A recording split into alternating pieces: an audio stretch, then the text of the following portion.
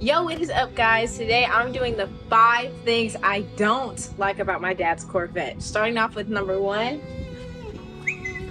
how low it is. As you can see, the car sits low to the ground and it's small. Like my car, this is my car, this is my dad's. I'm 5 foot for reference, so this is pretty low. Okay, for number 2, we're gonna move inside the car now. Oh my god, it's hot. The seatbelt, it's not even in this thing. Like, and if it is in it, it gets stuck and it's like gets caught on your neck, and I don't like that. And then number 3 is the blind spot. I can't see out of this window whatsoever. It's pointless to have this window here, actually, almost.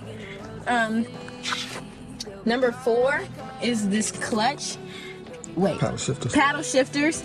I don't drive stick, so I'd rather do automatic, and paddle shifters are just as bad because you have to go to a certain speed to go up and go down. I didn't like all that.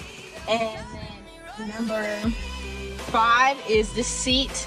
The way it moves up, it's a little too slow for me, and because I'm short, my legs, like, it doesn't go up far enough for me, and then when I am far enough, my knees hit this, so it's not a good mixture with me being short and trying to be able to reach. That is the 5 things I don't like about my dad's Corvette. Other than that, my dad's Corvette's pretty great, and it's fast.